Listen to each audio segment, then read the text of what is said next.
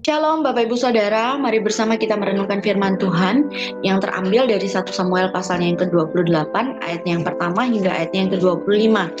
Dan ayat yang menjadi inti dari perenungan firman Tuhan kita pada hari ini terambil dari 1 Samuel pasalnya yang ke-28, ayatnya yang ke-16 hingga ayatnya yang ke-18 yang berbunyi demikian.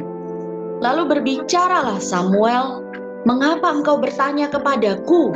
Padahal Tuhan telah undur daripadamu dan telah menjadi musuhmu.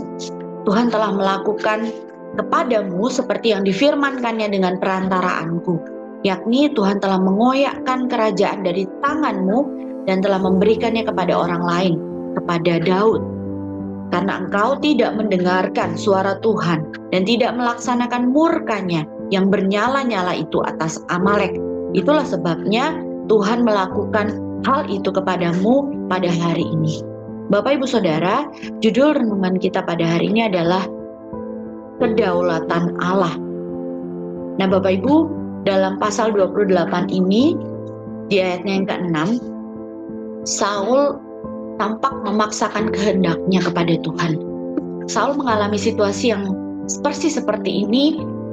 Ia tahu bahwa Allah sudah meninggalkannya dan sudah tidak berkenan menjadikannya sebagai raja. Akan tetapi, ia memaksakan kehendak Allah untuk tetap menjadi raja. Jadi tidak heran kalau hatinya tidak tenang ketika orang Filistin mulai bergerak maju menyerangnya. Ini dikatakan di ayatnya yang keempat hingga ayatnya yang kelima. Nah Bapak Ibu, pertanyaannya, pernahkah kita memaksakan kehendak kita kepada Tuhan seperti yang dilakukan oleh Saul? Misalnya, memaksakan Tuhan harus menjawab doa kita sesuai apa yang menjadi keinginan kita. Atau mungkin juga kita memutuskan sesuatu tanpa melibatkan Tuhan dalam pengambilan keputusan kita. Nah Bapak Ibu Saudara, pemaksaan kehendak yang Saul lakukan ini akhirnya justru membuat Saul mencari kembali para pemanggil arwah dan roh peramal. Padahal sebelumnya ia sudah mengusir mereka di ayat yang ketiga. Dan pengusiran itu sesungguhnya sudah tepat. Tetapi karena ritual seperti itu bertentangan dengan hukum Musa yang dikatakan dalam Keluaran 20 ayatnya yang ke-18. Nah, sudah seperti itu Saul tetap nekat dan mengulang kembali kesalahan tersebut, kesalahan yang sama.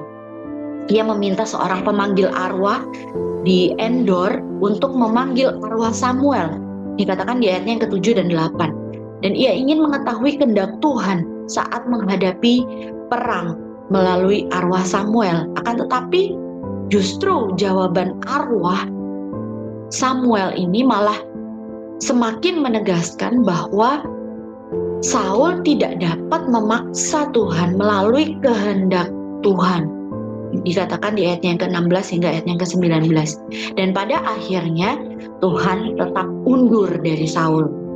Bahkan pada ayat yang ke-19 dikatakan bahwa Saul bersama orang Israel akan diserahkan ke dalam tangan orang Filistin. Nah semua ini tentu menunjukkan bahwa Allah berdaulat penuh. Ia bukanlah Allah yang dapat dipaksa untuk melakukan apa yang menjadi kehendak manusia. Tidak. Kita juga mungkin kerap kali menjadi orang yang memaksakan kehendak Tuhan. Kita terus berupaya untuk mendapatkan sesuatu yang sebenarnya bukan kehendaknya, tapi kita terus memaksakan Tuhan supaya Tuhan melakukan sesuai dengan keinginan kita.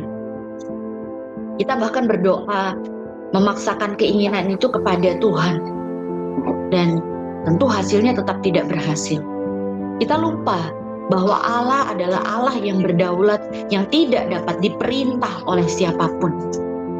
Karena itu, marilah kita berdoa memohon ampun jikalau didapati kita masih sering memaksakan kehendak kita kepada Tuhan. Akuilah dosa kita di hadapannya jika kita pernah berusaha mengatur Tuhan, mendikte Tuhan, agar Tuhan memenuhi keinginan kita. Kiranya firman Tuhan ini boleh jadi berkat bagi kita semua. Tuhan Yesus memberkati.